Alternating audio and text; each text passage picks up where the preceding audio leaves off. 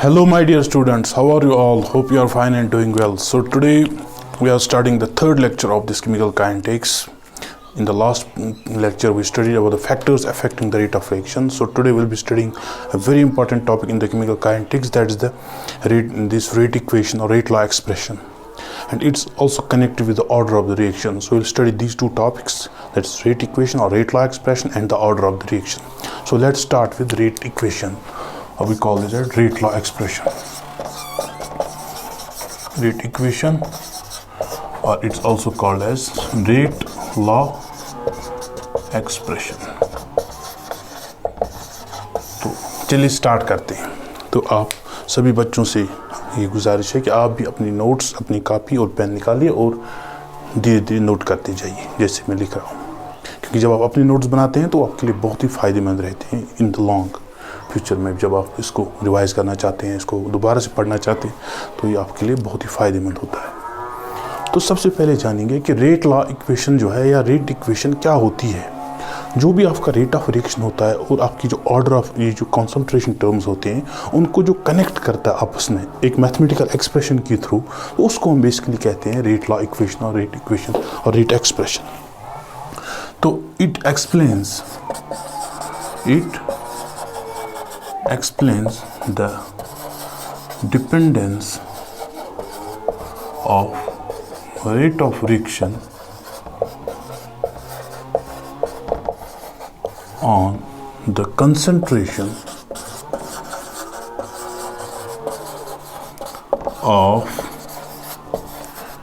different species in the reaction. So it explains the dependence of rate of reaction on the concentration of different species in the reaction. So ये जो dependence है ये कोई आसान इतनी कोई आसान चीज़ नहीं है. ये dependence जो है ये भी vary होती है, ये भी change करती रहती है as the concentration of the reactant change. So this dependence is very complex. यानी कोई इतनी आसान खीर नहीं है, ये एक टेढ़ी खीर है. This dependence is very complex as it changes with change in the concentration of the reactants. This dependence is very complex as it changes with change in the concentration of the reactants. ये जो dependence है ये भी इतनी कोई आसान नहीं है, ये change होती रहती है as the concentration of the reactants will change. So we only study, तो हम जो है इसमें simplest form of dependence पढ़ेंगे. We only study simplest form of dependence. तो ये आपको बेसिकली रेट लॉ में है आपका. It explains the dependence of rate of reaction on the concentration of different species in the reaction. This dependence is very complex as it changes with change in the concentration of the reactants. So we only study simplest form of the dependence. तो इसमें हम खाली simplest form जो है dependence की वो study करेंगे. जैसे zero order reaction है, first order है, second order है, तो हम इसमें higher orders नहीं पढ़ेंगे. simplest जो form of dependence है उसको हम study करने की कोशिश करेंगे इसमें. तो इसको आप साथ साथ नोट करते जाइए. तो अब तक ये क्लियर है, तो मैं इसको रब करता हूँ.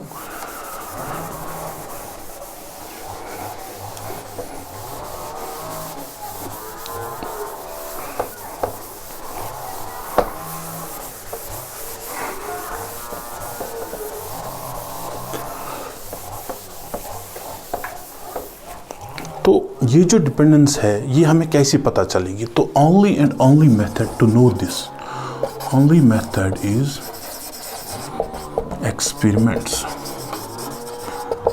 हमें एक्सपेरिमेंट्स कंडक्ट करने हैं लैब में. We conduct the experiments in the lab. तो हम वहाँ से ये पता कर सकते हैं कि हमारा जो डिपेंडेंस है, हमारा रेट ऑफ रिएक्शन कैसे डिपेंड करता है एक पर्टिकुलर रिएक्टेंट की कॉन्सेंट्रेशन पे. तो ये खाली जो है हमें लैब से पता चल सकता है और कोई तरीका नहीं है. ये आपको खाली लैब से पता करना है कि ये कैसे डिपेंड करता है इसके ऊपर. तो फॉर एग्जाम्पल हम एक एग्जाम्पल के तौर पे लेते हैं। फॉर एग्जाम्पल हमारे पास कोई रिएक्शन है 2A + B gives products. Suppose कोई रिएक्शन हो रही है 2A + B gives products. Now let's suppose concentration of A, जो A की कॉन्सेंट्रेशन है उसको हम डबल करते हैं, इट इज डबल्स, तो आपका जो रेट ऑफ रिएक्शन है, रेट ऑफ रिएक्शन डबल्स। तो हम रेट ऑफ रिएक्शन को R से डिपेंड करते, तो R is directly proportional to A⁻⁴ और let's suppose concentration of B, इसको हम डबल जब करते हैं यानी इसको भी दुगना करते हैं, इट डबल्स, तो आपका जो रेट ऑफ रिएक्शन है इट इंक्रीजेस 4 टाइम्स, ये 4 गुना हो जाता है। तो ये R directly proportional to B⁻², यानी B का स्क्वायर। तो अगर हम रेट लॉ एक्सप्रेशन लिखना चाहेंगे, जो कि R हम लिखते हैं, R is directly proportional to A⁻⁴ and B⁻²। So R is equal to, जो इस प्रोपोर्शनलिटी को हम कांस्टेंट में जब बदलते हैं तो वहाँ पे एक कांस्टेंट आता है K A⁻⁴ B⁻²। तो ये जो R है दिस इज रेट, ये है आपका रेट ऑफ रिएक्शन और रेट ऑफ रिएक्शन है। तो पहले आपने पढ़ा है लेक्चर 1 में, हमने डिटेल में पढ़ा है rate of reaction. K is basically your rate constant, इसके बारे में हम आगे बहुत पढ़ेंगे, अभी आप इसको याद रखिए, it's rate constant. A is concentration of A, और जो 1 है वो उसका पावर जो है, that is basically the order of the reaction, order of reaction with respect to the reactant A। B is concentration of B and it's this 2 is basically this order of reaction with respect to B। तो ये आपका जो है rate equation आ गया। और जब इस reaction का आप ओवरऑल ऑर्डर देखना चाहते हो, तो ओवरऑल ऑर्डर कैसे आता है, overall order of reaction, overall order of reaction is sum of the powers of the concentration terms, sum of the powers of the concentration terms in the rate law expression। overall order हम n मानते हैं, तो it's 1 + 2 that is 3। तो इस reaction का जो overall order है वो है 3, लेकिन order of this reaction with respect A is 1, order of this reaction with respect to B is 2। तो I think this is pretty clear to you now. मैं उम्मीद करता हूँ कि आपको क्लियर हो गया होगा। मैं फिर से बताता हूँ, हमारे पास कोई हाइपोथेटिकल इक्वेशन है, let's suppose this is some hypothetical equation, हम कंसिडर कर रहे हैं ये कोई इक्वेशन हो, ये सॉरी रिएक्शन हो रही है, इसमें 2A + B गिव्स प्रोडक्ट्स, और A जब डबल हो रहा है तो रेट ऑफ रिएक्शन डबल हो रहा है, तो R is directly proportional A⁻⁴, it's pretty clear. B जब डबल हो रहा है rate of reaction is becoming 4 times, यानी 4 गुना बढ़ जा रहा है, तो R is directly proportional B⁻²। तो इस रिएक्शन में जब हम R जो है रेट लॉ एक्सप्रेशन जब लिखते हैं, तो that means R is directly proportional A⁻⁴, is directly proportional B⁻²। तो R is equal to K A⁻⁴ B⁻²। तो ये K जो है इट्स रेट कांस्टेंट, इसके बारे में आगे भी पढ़ेंगे। तो ये हमारे पास रेट लॉ एक्सप्रेशन आ गई इसकी। और यहाँ पे हम जब ओवरऑल ऑर्डर निकालने की कोशिश करते हैं, that's overall order of reaction is sum of the powers of the concentration terms in the rate law expression. ये जो रेट लॉ एक्सप्रेशन है, इसके जो सम ऑफ द पावर्स है कंसंट्रेशन टर्म्स के, वो आपके ओवरऑल ऑर्डर हैं। तो ओवरऑल ऑर्डर को हम n से रिप्रेजेंट कर रहे हैं, तो n इज 1 + 2 दैट इज 3। तो इस रिएक्शन का ऑर्डर जो है वो 3 है। तो अब हम आगे बढ़ेंगे, इसको नोट करते जाइए। आई थिंक अब तक ये जो आपके क्लियर हुआ होगा।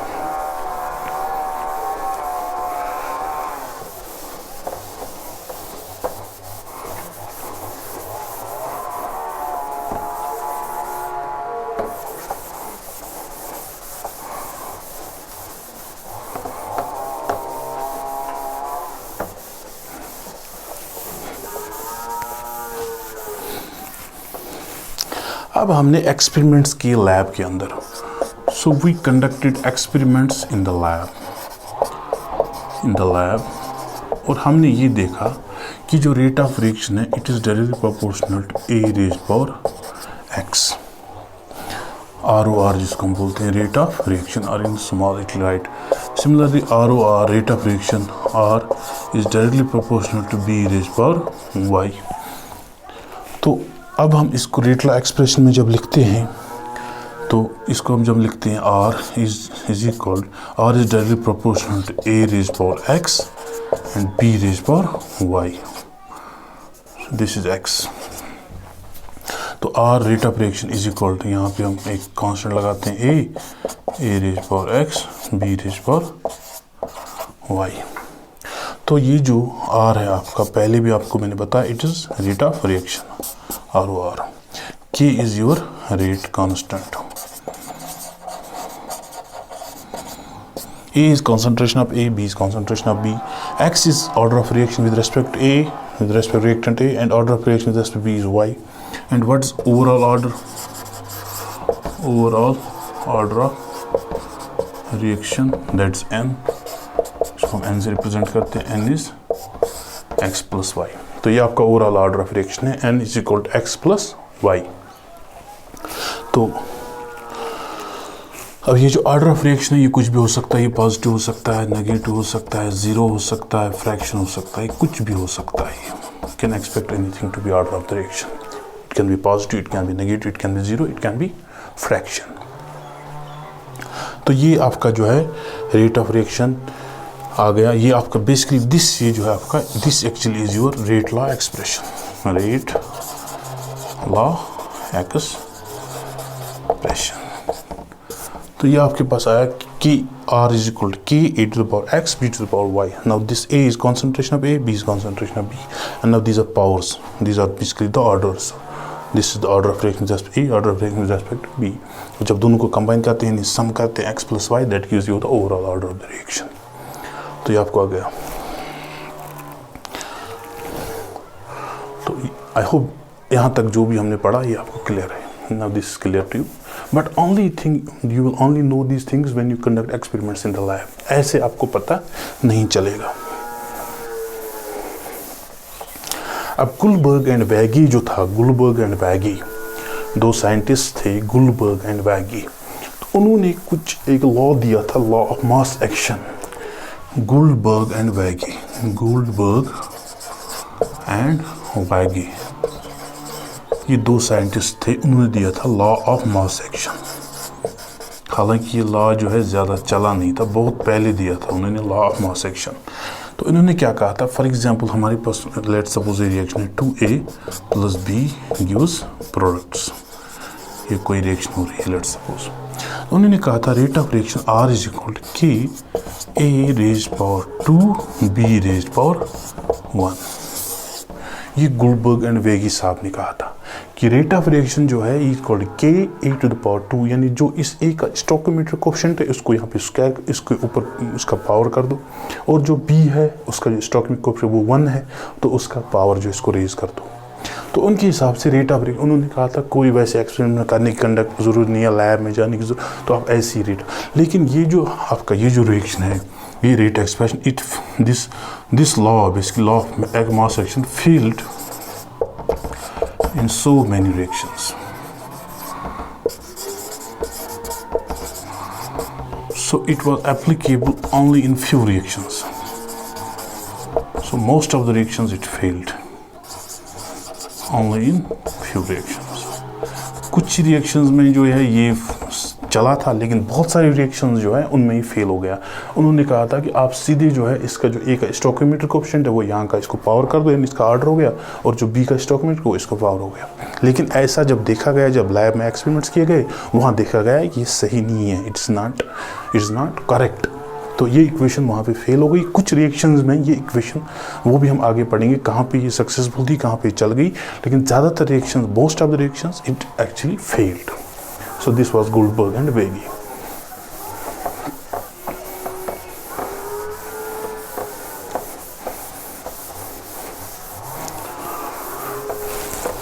तो उसके बाद आता है हमारा जो रेट कांस्टेंट है। अब हम रेट कांस्टेंट की थोड़ी बात करते हैं। तो हमने अभी तक रेट लॉ एक्सप्रेशन के बारे में बात करी थोड़ी। अब हम रेट कांस्टेंट, जिसको वेलोसिटी कांस्टेंट भी कहते हैं, और तीसरा नाम है इसका specific reaction rate, specific reaction rate. अब जो हमारा रेट ऑफ रिएक्शन ROR है, जिसको हम R से रिप्रेजेंट करते हैं, जिसके A raise power X and B raise power Y, और हमारा जो N है, that's order of reaction, N is X plus Y इसको हम कहते हैं ओवरऑल ऑर्डर ऑफ रिएक्शन। ये ऑर्डर ऑफ रिएक्शन है ओवरऑल, और इसको हम कहते हैं रेट लॉ एक्सप्रेशन। ये pretty clear है, this is rate law expression. Now if concentration of all the species in the rate law expression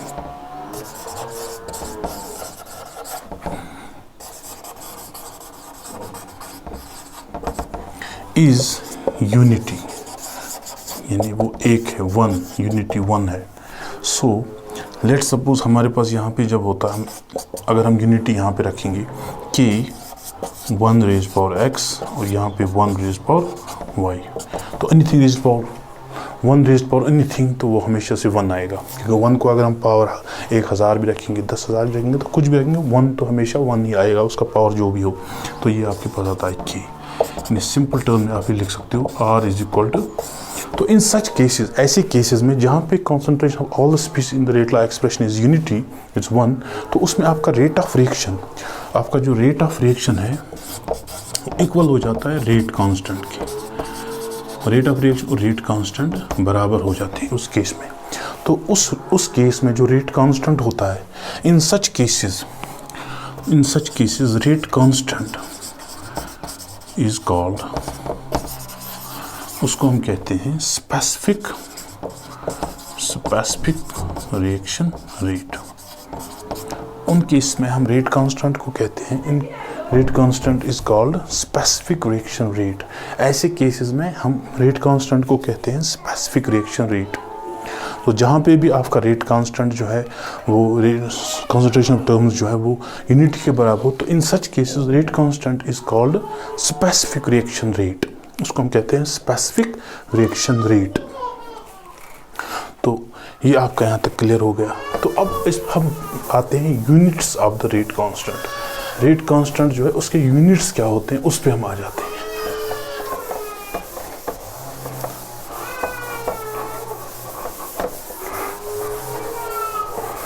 units of the rate constant.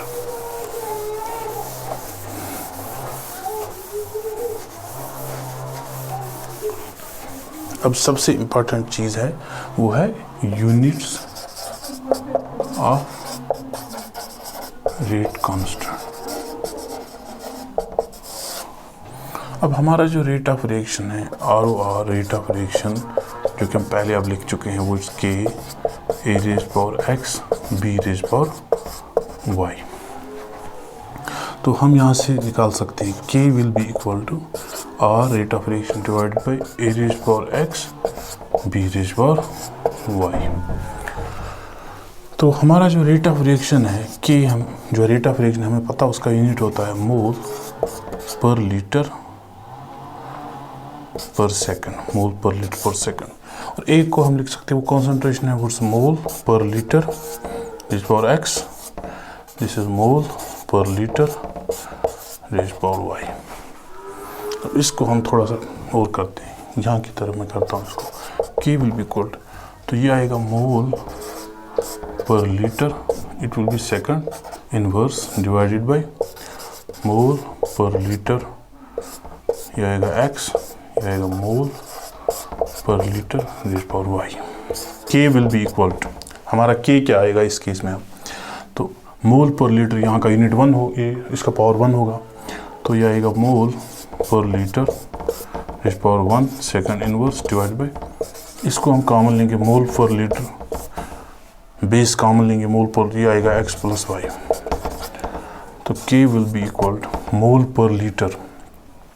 Now this x plus y basically ये जो है यही आपका n है, that's overall order, तो ये आएगा mole per litre raise power 1 minus n second inverse.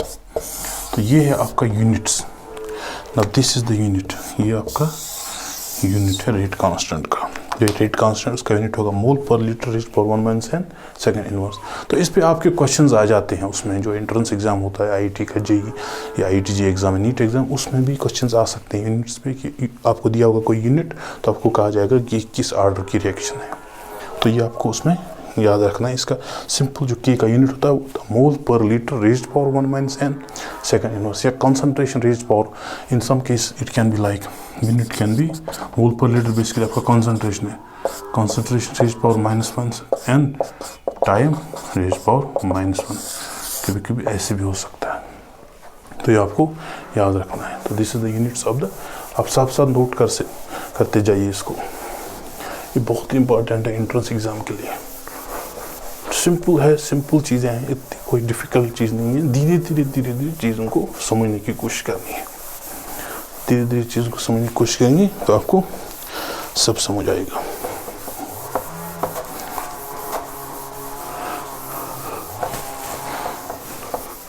तो आपका जो के है, बेसिकली तो के है, अभी हमने कहा उसका यूनिट जो होता है मोल per litre raise power 1 minus n second inverse. तो ये जो है, तो रेट ऑफ रिएक्शन जो होता है या रेट कांस्टेंट यूनिट्स, उसके यूनिट्स हैं, it depends on the order of reaction. जो रेट कांस्टेंट के यूनिट्स हैं वो आपका ऑर्डर ऑफ रिएक्शन पे डिपेंड कर सकता है। तो उस केस में आपको ये ध्यान रखना है कि आपका जो यूनिट्स ऑफ रिएक्शन है, रेट कांस्टेंट है, वो डिपेंड कर सकता है on the order of the reaction. So you'll pause this video for some time.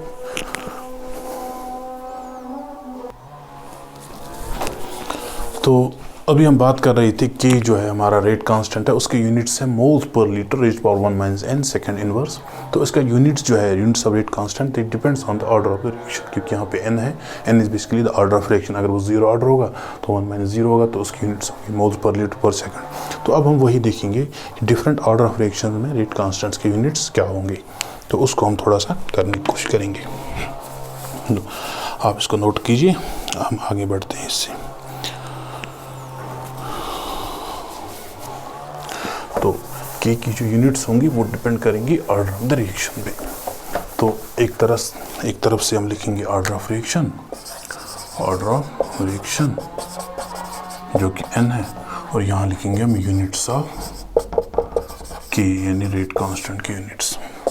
Let's suppose पहले हम लेते हैं 0, हमारे पास 0 ऑर्डर रिएक्शन है, तो 0 means 0 order reaction. 0 order reaction में क्या होगा आपका मोल per litre raise power 1 minus n 1 minus 0, ये होगा second inverse, that's mole per litre पर सेकंड।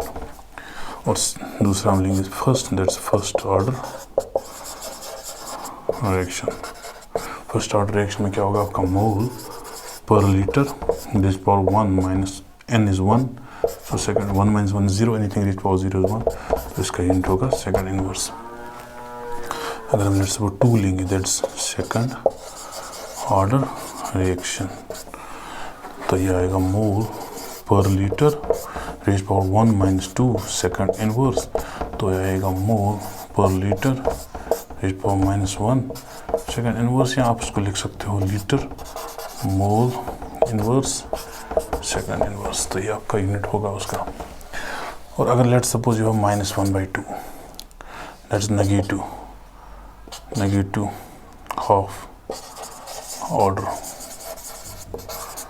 रिएक्शन, तो उस केस में आएगा mole per litre raise power 1 minus n minus -1/2 second inverse, तो आएगा mole per litre raise power, this will be 1 + 1/2, it's 3/2 second inverse. तो अकॉर्डिंगली जो है आपको, अगर आपको जनरल यूनिट्स आपकी पता है, जो यूनिट आप जो है के कांस्टेंट, जो उसकी यूनिट क्या है जनरल, वो है आपका मोल पर लीटर। जनरल आपका वो है मोल per litre raise power 1 minus n second inverse. तो इससे आप किसी भी जो है रेट कांस्टेंट का, जो भी ऑर्डर ऑफ रिएक्शन का, उसका रेट कांस्टेंट का यूनिट क्या होगा, तो आपको यहाँ से इजीली पता चल जाएगा। बस आपको ये एग्जाम में आपको याद रखना है, इसको आप अभी से नोट कर लीजिए, इसको याद कर लीजिए, और इसको अपने नोटबुक में भी इसको डालिए। नोटबुक में भी इसको बहुत अच्छे से डालिए, बहुत इम्पोर्टेंट है। तो चलिए हम आगे बढ़ते हैं।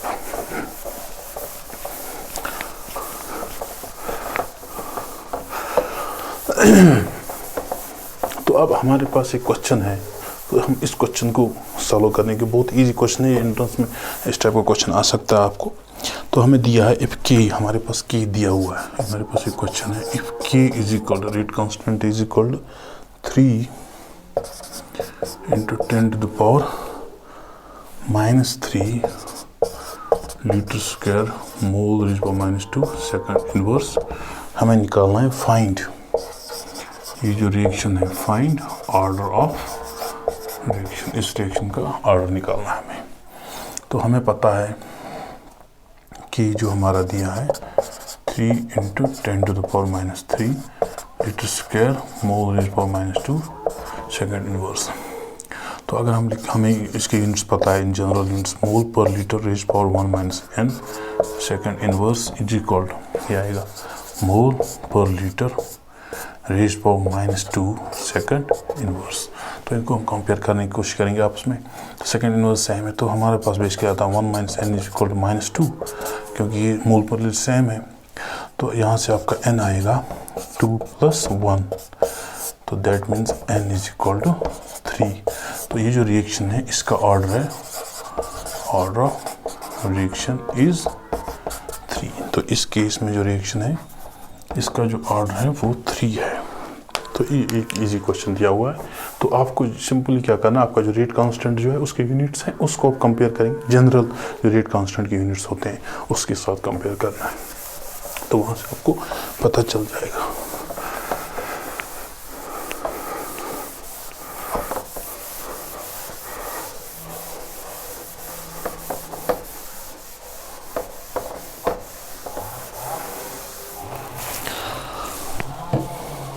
अब हमारे पास एक क्वेश्चन दिया है for the reaction. Now for the reaction A + 2B gives C, A + 2B gives C, rate of reaction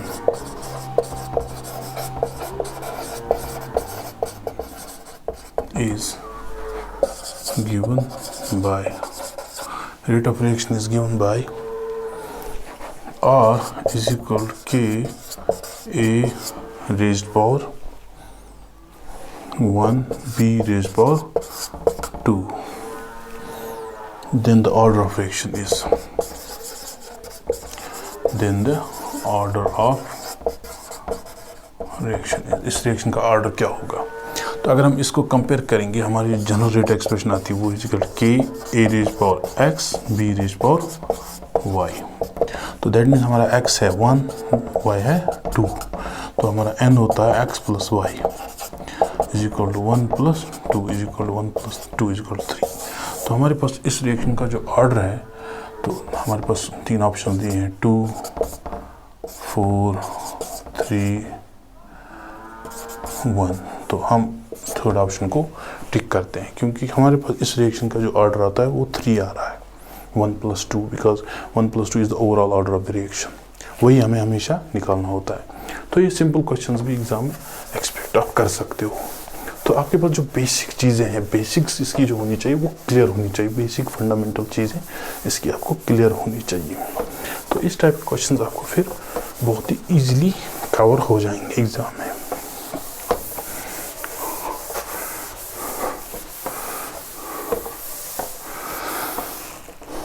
let suppose हमारे पास एक क्वेश्चन अब दिया है, हमारे पास एक क्वेश्चन दिया है, क्वेश्चन इस टाइप से है।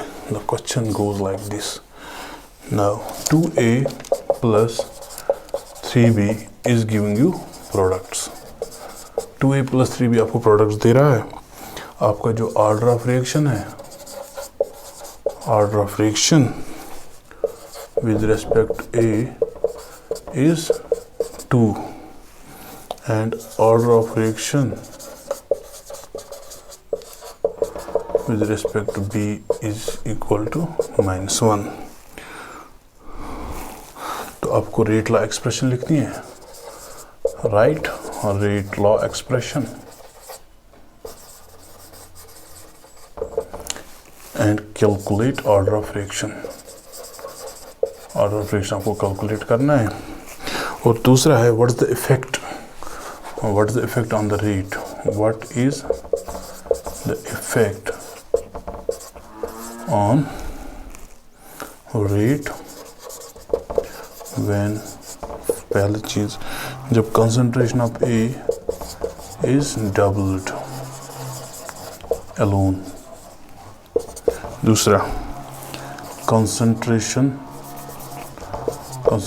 of B is halved alone। और तीसरे केस में है concentration of B is doubled। दोनों को हम डबल कर रहे हैं। और चौथे केस में वॉल्यूम ऑफ कंटेनर, जिसमें हम रिएक्शन करवा रहे हैं, volume of container increases 8 times, यानी 8 टाइम जो है उसका वॉल्यूम ऑफ कंटेनर को हम बढ़ा रहे हैं।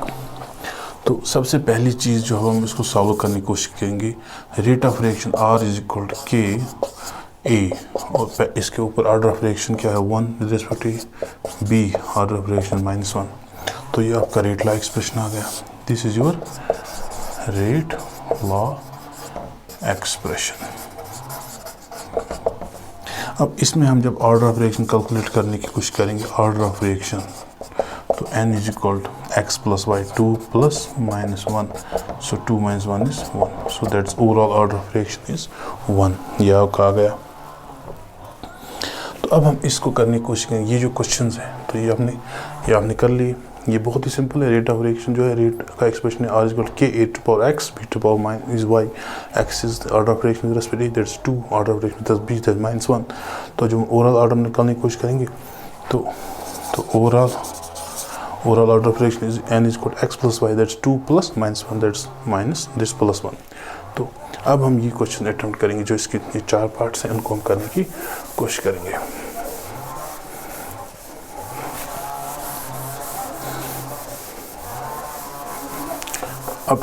अब जनरल हमारे पास जो जनरल रेट लॉ एक्सप्रेशन जो हमने इसमें लिखी वो है R is equal to K A raise power 2 B raise power -1। अब पहला पार्ट कह रहा है when the concentration of A is doubled that's R dash is equal to K concentration of A is doubled 2A raise power 2 B raise power -1। तो R dash आपका आएगा 4K A raise power 2 B raise power -1।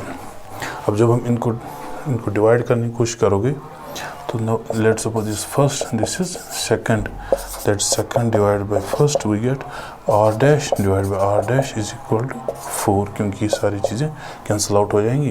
तो that means R dash is equal to 4 times K। यानी हम जब concentration of A double करने की कोशिश करेंगे तो rate of reaction will be become 4 times, sorry this is 4 times R। तो आपका रेट ऑफ रिएक्शन 4 गुना बढ़ जाएगा उससे। This was your first part, that's this. तो आप इसको नोट करिए। अब हम दूसरे पार्ट की तरफ चलते हैं। अब हम दूसरा पार्ट जब करते हैं, ध्यान से देखिए इसको। जब हम simple general rate law expression जो है A raise power 2 B raise power -1, call this first, और R double dash let's use this case में, तो ये B is halved, so K A square B is halved, that's B by 2 raised power -1, so R double dash is equal to K A raised power 2 B is halved, तो ये आएगा 2 power -1, तो ये बाहर निकलेगा, ये 2 आ जाएगा, तो ये आएगा B raised power -1, तो दैट मीन्स ये आएगा 2K A raised power 2 B raised power -1। तो लेट्स कॉल दिस 2। तो जब हम सेकंड डिवाइड बाय फर्स्ट करेंगे इस केस में, तो आपका R double dash divide by R आ जाएगा 2। तो this means R double dash is equal to twice R। तो यानी आपका रेट ऑफ रिएक्शन इस केस में जब B की कॉन्सेंट्रेशन को हम हाउ करने की कोशिश करेंगे तो rate of reaction will B doubled. तो इस केस में आपका रेट ऑफ रिएक्शन जो है वो डबल हो जाएगा। Now will go towards part 3। तो पार्ट 3 को हम जब करने की कोशिश करेंगे, पार्ट 3 की तरफ हम बढ़ते हैं। अब तो पार्ट 3 में क्या बता रहा है कि A और B की जो कंसंट्रेशन है हम दोनों को अब डबल करने की कोशिश कर रहे हैं। A को भी डबल कर रहे हैं और B को भी डबल कर रहे हैं। तो उस केस में हम लिखते हैं R3 के A की कॉन्सेंट्रेशन को डबल कर रहे हैं ट्वाइस A रेज पावर 2 और B की कॉन्सेंट्रेशन को डबल कर रहे हैं 2B रेज पावर -1। तो R raise power this 3 equal to ये आएगा 4 के A टू द पावर 2 और ये आ जाएगा बाय 2 टू पावर -1, ये आ जाएगा B रेज पावर -1।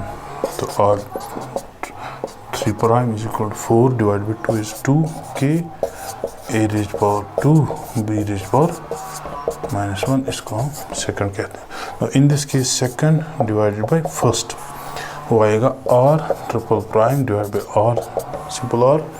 तो के कैंसिल आउट हो, ये सारी चीज़ें कैंसिल आउट हो जाएंगी, तो आपके पास बचेगा 2।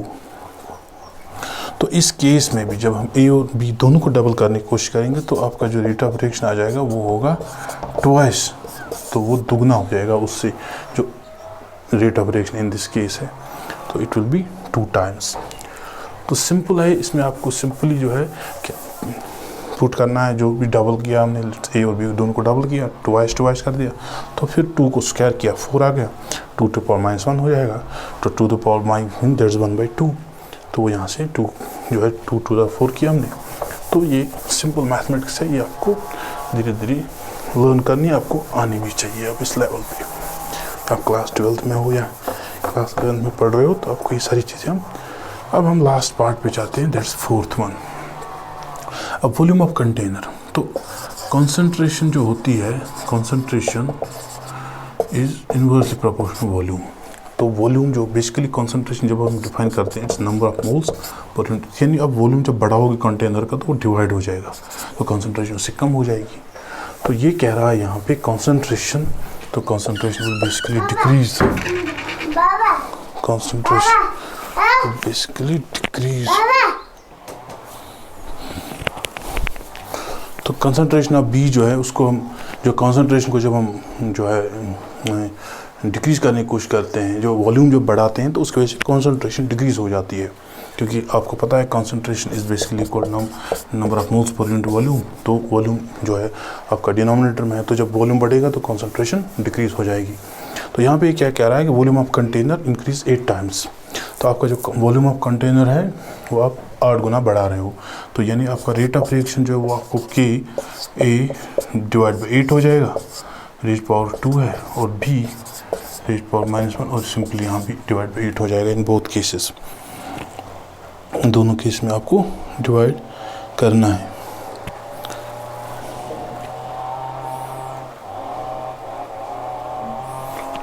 तो कंसंट्रेशन ऑफ A और concentration of B, concentration of A and concentration of B increases, it is only 3 times here, 3 times। तो यहाँ पे आपका आएगा A/3 और यहाँ भी आपका आएगा B/3। तो ये आएगा R is equal to K, ये आएगा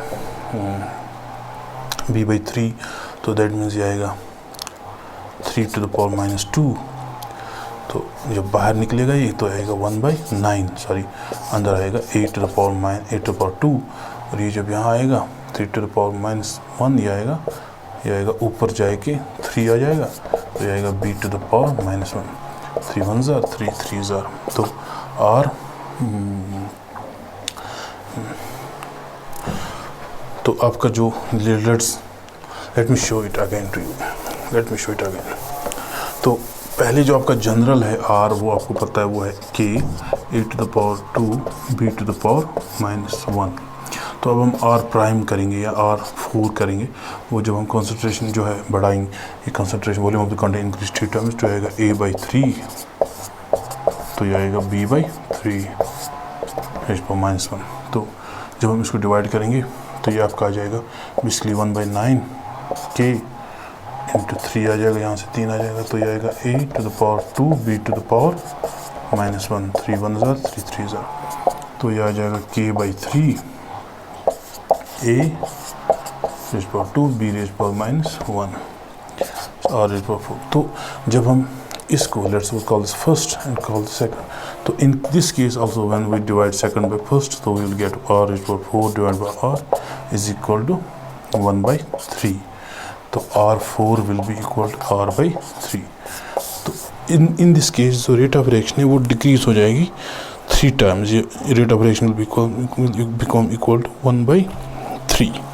तो आपका रेट ऑफ रिएक्शन जो है यहाँ पे 1/3R हो जाएगा, यानी रेट ऑफ रिएक्शन कम हो जाएगा, कंसंट्रेशन कम हो गई तो रेट ऑफ रिएक्शन भी कम हो जाएगा। इस केस में जब हम वॉल्यूम ऑफ कंटेनर बढ़ाएंगे, अब जब वॉल्यूम ऑफ कंटेनर कम करेंगे तो रेट ऑफ रिएक्शन जो है ऑब्वियसली बढ़ना चाहिए उस केस में। तो I hope this question is pretty clear to you now. तो थोड़ा लेंथी क्वेश्चन था लेकिन बहुत ही इजी क्वेश्चन था ये।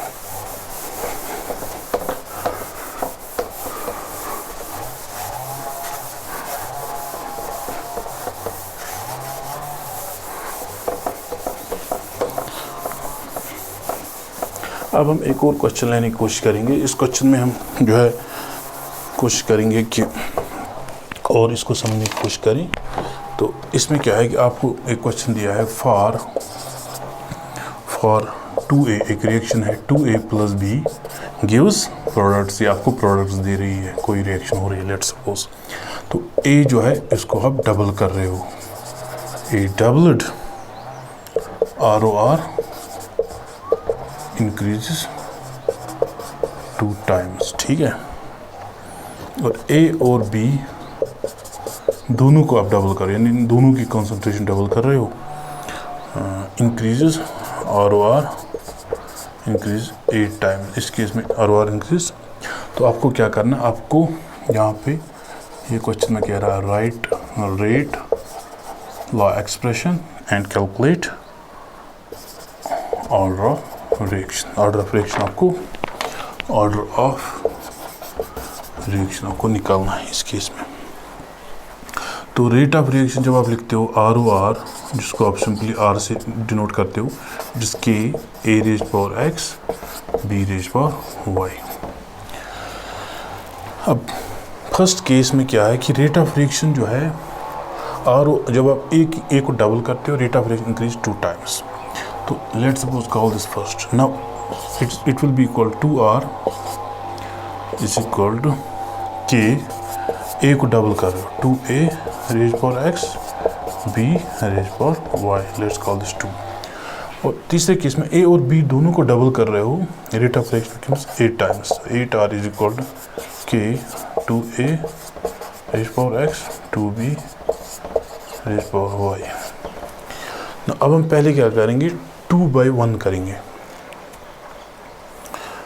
पहले केस में हम करेंगे सेकंड डिवाइड बाई फर्स्ट, जब सेकंड को फर्स्ट से डिवाइड करेंगे तो ये आ जाएगा 2R/R। तो ये 2R divide by R is equal आ जाएगा K 2A⁻X B⁻Y और डिवाइडेड बाई आ जाएगा K A⁻X B⁻Y। तो R और R कैंसिल हो जाए, K और K कैंसिल आउट हो जाएगा और B⁻, ये भी कैंसिल होगा। तो यहाँ पे क्या होगा कि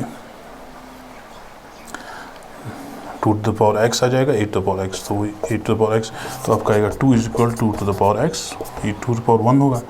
तो बेसिस सेम है तो पावर्स इक्वल होंगे, so x will be equal to 1। तो हमने यहाँ से x का वैल्यू निकाल लिया। अब हमें y का वैल्यू निकालना है। तो y का वैल्यू हम कैसे निकालेंगे, तो हम करेंगे अब 3/2 और थर्ड बाई फर्स्ट हम करेंगे। अब नेक्स्ट केस में अब हम करेंगे, तो यहाँ से x आ गया हमारा, तो इसको मैं बराबर कर सकता हूँ, आप जो आपने नोट किया होगा पहले ही। तो अब हम करेंगे 3 डिवाइड बाई फर्स्ट। तो 3 डिवाइडेड बाई थर्ड इक्वेशन क्या है हमारी, 8R, फर्स्ट क्या है R, और अब हम थर्ड इक्वेशन पूरी लिखेंगे, K 2A⁻X 2B⁻Y, और ये आएगा K A⁻X B⁻Y। तो R और R कैंसिल होगा तो ये 8 आ जाएगा, K और K कैंसिल आउट हो जाएगा। तो यहाँ से आपका 2⁻X आएगा और यहाँ से आपका आएगा 2⁻Y। तो यहाँ इसको लिख के बेस से powers are added 2⁻X + Y। तो इसको हम लिख सकते हैं 2⁻3 इज इक्वल 2⁻X + Y। तो बेस सेम में पावर्स इक्वल हो जाएंगे, so x plus y is equal to 3। तो अब हमने x तो हमें पहले निकाला हुआ है 1 plus y is equal to 3, तो that means y is equal to 3 minus 1, तो ये आपका आ गया 2। तो आपका y भी आ गया, x भी आ गया, तो you have found out two things, one is x is equal to 1, y is equal to 2। तो यानी आप रेट लॉ एक्सप्रेशन आप क्लियरली लिख सकते हो। Now you can write the actual rate law expression. तो अब आप एक्चुअल रेट लॉ एक्सप्रेशन लिख सकते हो। एक्चुअल रेट लॉ एक्सप्रेशन आप कैसे लिखोगे, क्योंकि आपको पता है कि इसका एक्चुअल रेट लॉ एक्सप्रेशन जो हमने पहले से एज्यूम किया था, वो हमने बोला था वो है r is equal to k a to the power x b to the power y। ये हमने सपोज किया था, ये हमने सपोज किया था इनिशियली, सपोज्ड इनिशियली। तो r is equal to k a to the power x की वैल्यू कितनी है 1, b to the power y की वैल्यू कितनी है 2। तो ये आपको आ गया, this is your rate law expression. ये आपने निकाला क्या, रेट लॉ एक्सप्रेशन। तो अब x की वैल्यू 1 है, y की वैल्यू 2 है, तो n is equal to overall order 1 plus 2 that is 3। तो इस रिएक्शन का ओवरऑल ऑर्डर क्या है, 3 है, ओवरऑल ऑर्डर ऑफ रिएक्शन। तो ये आपने दूसरा क्वेश्चन अटेम्प्ट किया। तो बहुत इजी है, ऐसे क्वेश्चंस आपको इसमें करने पड़ेंगे। तो आपको ये क्वेश्चन सारे जो है इनको खुद ही आपको ट्राई करना पड़ेगा।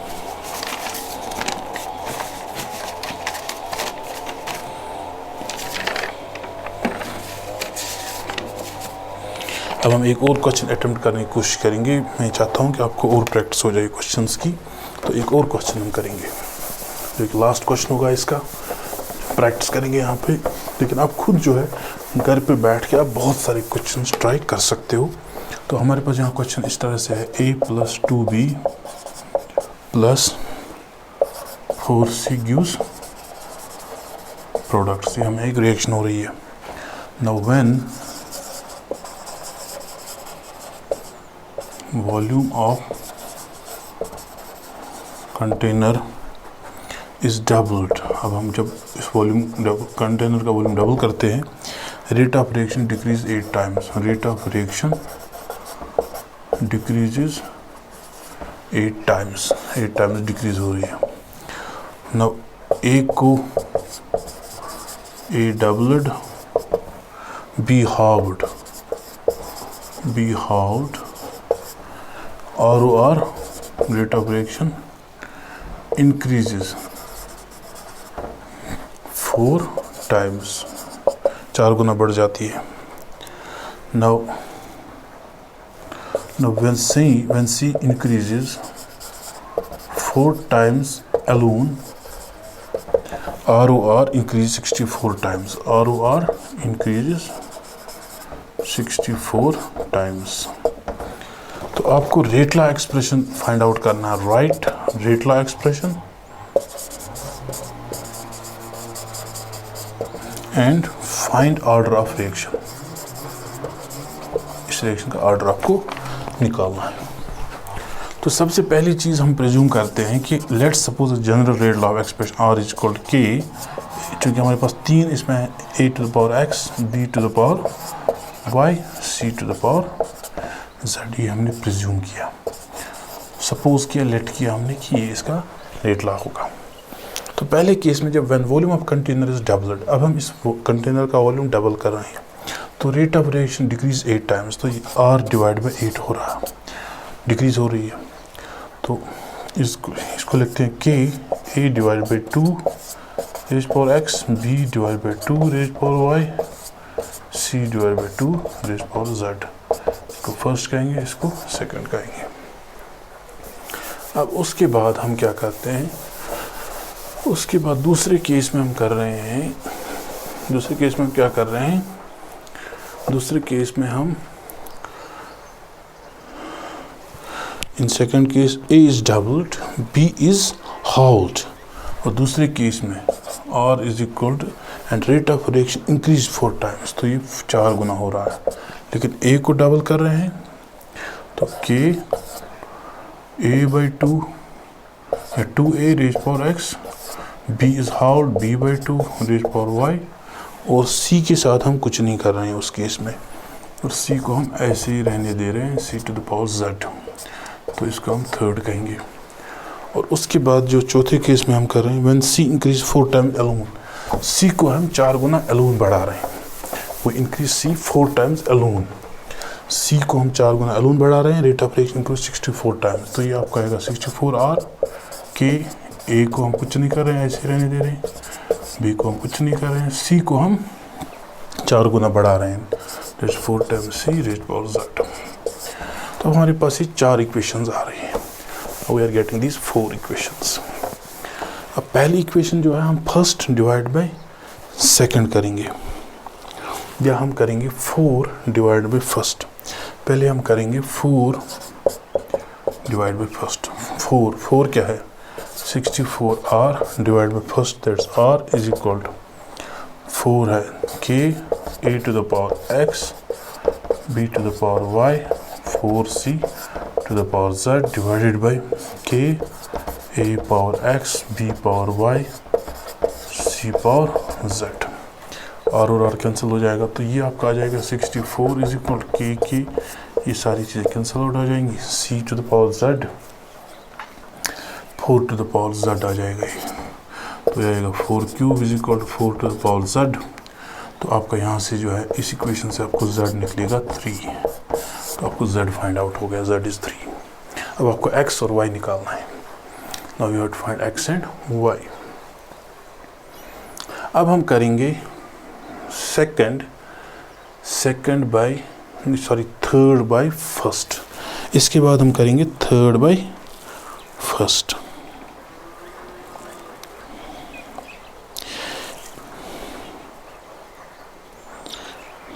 ये फर्स्ट बाय सेकंड करेंगे, फर्स्ट बाय सेकंड।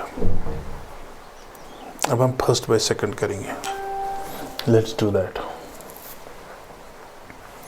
अब यहाँ पे आ गया आपका ये, अब z हमने फाइंड आउट कर लिया, तो अब इसको हम रब आउट कर सकते हैं, यहाँ से हम रब कर सकते हैं इसको, z हमें पता चल गया z 3 है, तो हम z को ऐसे रहने दे रहे हैं। तो हम कर रहे हैं second by first, second divide by first, या फर्स्ट बाय सेकंड, या सॉरी फर्स्ट बाय सेकंड करेंगे हम, फर्स्ट डिवाइड बाय सेकंड।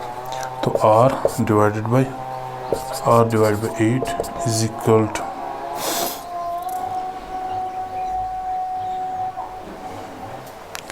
तो ये आएगा आपका r is equal to k a to the power x b to the power y c to the power z divide by k a by 2 to the power x b by 2 to the power y c by 2 to the power z। तो ये k cancel हो जाएगा, तो ये basically आएगा 8 to power x और 8 to power x हो जाएगा। तो यहाँ से आपका अगर देखा जाएगा तो 8 ऊपर आ जाएगा, तो आपके पास आएगा 8 is equal 2 to the power x plus y plus z। तो आएगा 2³ is equal 2 to the power x plus y plus z। तो इसकी यहाँ से आएगा आपको एक इक्वेशन बनेगी x plus y plus z is equal to 3। अब z तो आपके पास ऑलरेडी है 3, लेकिन आपको y अभी मालूम करना है, y मालूम होगा तो फिर x पता चलेगा। अब हम उसके बाद करेंगे थर्ड बाय फर्स्ट। अब हम इसके बाद हम करेंगे थर्ड डिवाइड बाय फर्स्ट। अब हम थर्ड बाय फर्स्ट करेंगे, थर्ड बाय फर्स्ट करेंगे। Now we will do third by first, third divide by first. Third क्या हमारा है 4r divide by first r है, तो 4r यहाँ से k 2a to the power x b divided by 2 raised to the power y c to the power z divided by k a power x b power y c power z। r और r cancel, k cancel हो जाएगा, a to the power x cancel, c z cancel. तो ये आपका आ जाएगा 4 is equal 2 to the power x, और ये आ जाएगा b to the power y, तो ये आ जाएगा 2 to the power minus y। तो ये आपका आ जाएगा 4 is equal 2 to the power x minus y। तो ये आएगा 2 square is equal 2 to the power x minus y। तो दिस मीन्स आपको x प्लस y आ जाएगा 2 यहाँ पे। तो अब आपको x plus y is equal 2 है और x plus y plus z is equal to 3 है। तो अब z तो हमें पता चल गया 3, तो x plus y plus 3 is equal to 3, that means x plus y is equal to 0। अब ये दो इक्वेशन सॉल्व हो जाएंगी, x plus y is equal 2, x plus y is equal to 0। अब इसको माइनस करेंगे, माइनस माइनस, तो ये x कैंसिल हो जाएगा।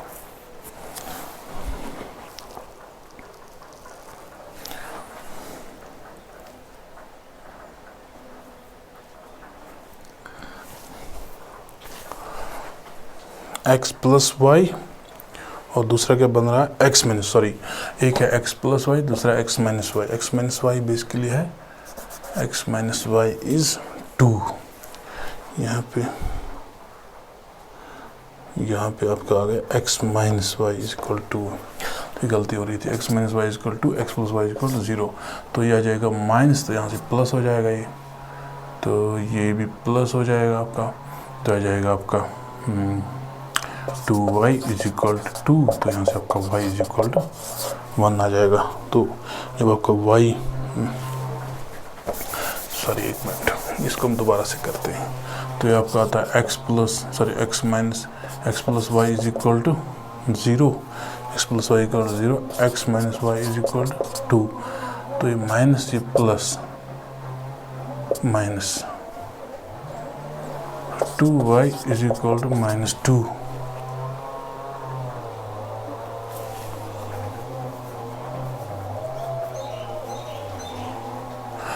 अच्छा एक मिनट,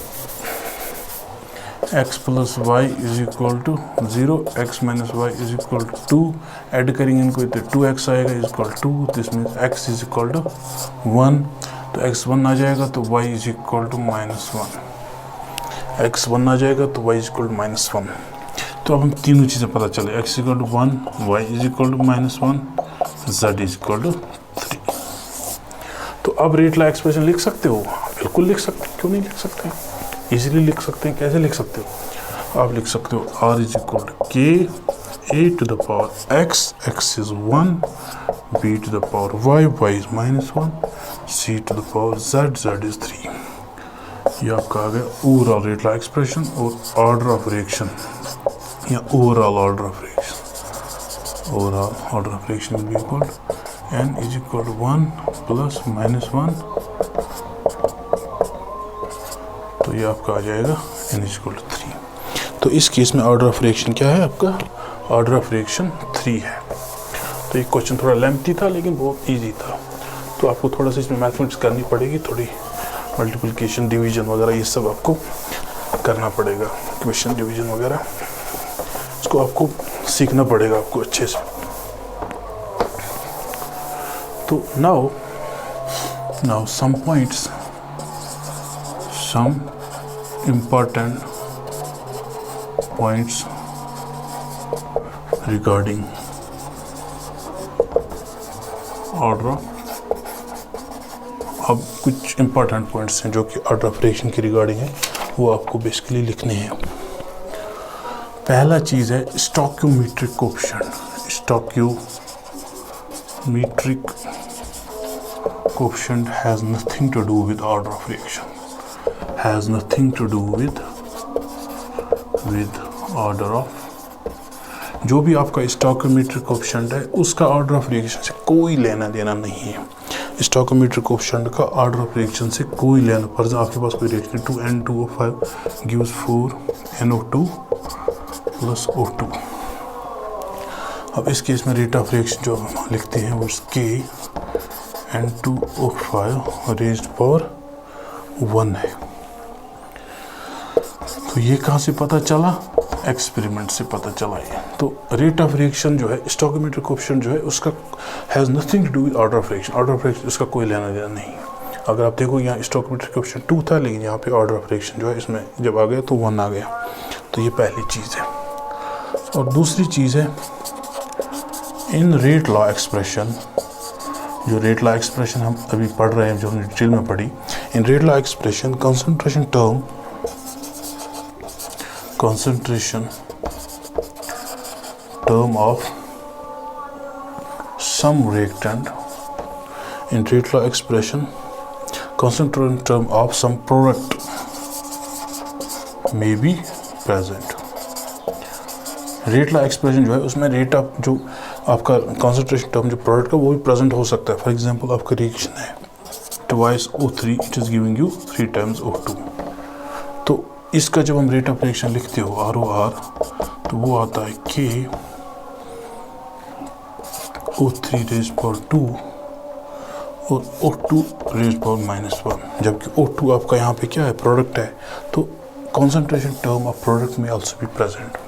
तो ये दो चीज़ें हैं। अब तीसरी चीज़ जल्दी जल्दी से हम इसको करवाते हैं, तो आज का जो लेक्चर है इसको फिनिश करने की कोशिश करते हैं। तीसरी चीज़ है आपका वो है in rate law expression, in rate law concentration term of some reactant may be absent। Rate law expression में जो कॉन्सेंट्रेशन ऑफ कुछ रिएक्टेंट जो होते हैं उसका रेट लॉ एक्सप्रेशन एब्सेंट हो सकता है। जैसे अगर हम रिएक्शन लिखेंगे for example NO2 plus CO gives NO plus CO2। अब जब हम इसका रेट ऑफ रिएक्शन लिखते हैं इज इक्वल टू K, लिखते हैं NO2 रेज़ पावर 2 और CO रेज़ पावर 0, यानी CO प्रेजेंट नहीं है इस रेट लॉ एक्सप्रेशन में। तो ये भी हो सकता है कभी कभी कि किसी रिएक्टेंट का जो है टर्म उसमें रेट लॉ एक्सप्रेशन में नहीं भी आ सकता है, या कि कभी कभी रेट लॉ एक्सप्रेशन में प्रोडक्ट का भी कॉन्सेंट्रेशन टर्म आ सकता है। और लास्ट और फाइनल वो है in rate law concentration of catalyst, catalyst का जो कॉन्सेंट्रेशन ऑफ कैटलिस्ट में भी प्रेजेंट। तो रेट लॉ एक्सप्रेशन कभी कभी कैटलिस्ट टर्म भी कॉन्सेंट्रेट उसमें आ सकता है। फॉर एग्जांपल हमारे पास रिएक्शन है let's say 2SO2 plus O2 gives 2SO3, तो ये हो रहा है in presence of nitrogen oxide. तो R is equal K O2 rays power 2 NO rays power 1। तो यहाँ पे जो कैटलिस्ट आपका है NO है, लेकिन कैटलिस्ट का टर्म भी यहाँ पे आ रहा है। तो ये चीज़ें कभी कभी हो सकती है कि कंसंट्रेशन टर्म जो है कैटलिस्ट का भी प्रेजेंट हो सकता है आपकी रेट लॉ एक्सप्रेशन में। ये कुछ चीज़ें थी जो बहुत ही कुछ इंपॉर्टेंट पॉइंट्स थी regarding the order of the reaction, जो कि आपने पहले से डिटेल में पढ़ा है कि ऑर्डर ऑफ रिएक्शन क्या होता है, उसका क्या इंपॉर्टेंस है इसमें रिएक्शन काइनेटिक्स में, केमिकल काइनेटिक्स में। अब हम आते हैं सिंपल रिएक्शन, सिंपल जिसको हम कहते हैं एलिमेंट्री वन स्टेप रिएक्शन। देखो जब हम कोई रिएक्शन करते हैं ना तो हम ये देखते हैं कि ये रिएक्शन हो रही है, लेकिन उसमें क्या होता है कि वो स्टेप्स में होती है, स्टेप वाइज रिएक्शन होती है। फॉर एग्जांपल हम जनरल रिएक्शन देखते हैं और ये इसमें देखा गया है कि जो स्लोवेस्ट स्टेप है, slowest step is the rate determining step. For example हम कोई मकान बना रहे हैं तो उसमें दो लोग काम कर रहे हैं, एक जो है आहिस्ता आहिस्ता काम कर रहा है और दूसरा बहुत तेज़ी से काम कर रहा है, फास्टली काम कर रहा है। तो उस मकान की जो बनाने की जो टाइम लगेगा उसका वो किस पे डिपेंड करेगा, वो उस वाले बंदे पे डिपेंड करेगा जो आहिस्ता आहिस्ता काम कर रहा है, स्लोली काम कर रहा है। तो इसलिए स्लोएस्ट स्टेप जो होता है वो हमेशा रेट डिटरमाइनिंग स्टेप होता है, वही उसका रेट डिटरमाइन करता है हमारी रिएक्शन का रेट क्या होगा। ये बहुत ही इंपॉर्टेंट चीज़ है, तो इसको आप याद रखें, slowest step is the rate determining step. For example हमारे पास कोई रिएक्शन हो रही है 2A + B gives let's suppose C। Now it's some complex reaction, ये कॉम्प्लेक्स रिएक्शन ये ऐसे हो रही है। पहले क्या हो रहा है 2A + B गिव्स P, तो ये आपका स्लोएस्ट स्टेप है लेट्स सपोज। और P + Q गिव्स या P + A गिव्स Q और Q + B आपको दे रहा है C। जब इनको आप ऐड कर रहे हो तो ये और ये कैंसिल हो जाएगा, Q और Q कैंसिल हो जाएगा, तो A जो है तो यह आपका यहाँ पे ऐसे होता है 3A + B गिव्स, तो 2A + B गिव्स दिस, तो आपका आ जाएगा 3a + b गिव्स c। ये आपकी फाइनल रिएक्शन है लेट्स सपोज। तो ये आपकी जो रिएक्शन है ये कॉम्प्लेक्स रिएक्शन है, तो बहुत सारे स्टेप्स में होती है रिएक्शन। तो 2a + b gives p, that's this the slowest step, that's rate determining step है ये। तो ऐसी रिएक्शंस होती है जो हमें ऐसे लगता है कि रिएक्शन जो है ये एक ही रिएक्शन हो रही है, लेकिन उसमें क्या होता है, वो स्टेप्स में रिएक्शन होती है। पहले एक चीज़ दूसरी चीज़ के साथ बनता है, एक इंटरमीडिएट बनता है, फिर वो दूसरी बनता है, फिर तीसरा चीज़ बनता है, फिर उसके बाद वो चौथे से मिलता है, फिर एक फाइन प्रोडक्ट की शक्ल में हमारे पास आ जाता है। लेकिन हम जनरली क्या है, जो रिएक्शन है उसको हम हमेशा ऐसे लिखते हैं। तो हम स्टेप्स वगैरह हम इनको अवॉइड करने की कोशिश करते हैं, लेकिन ये कॉम्प्लेक्स रिएक्शन होती है। तो slowest step is always the rate determining step. आपका जो स्लोएस्ट स्टेप है तो हमेशा से रेट डिटरमाइनिंग स्टेप माना जाता है रिएक्शन का।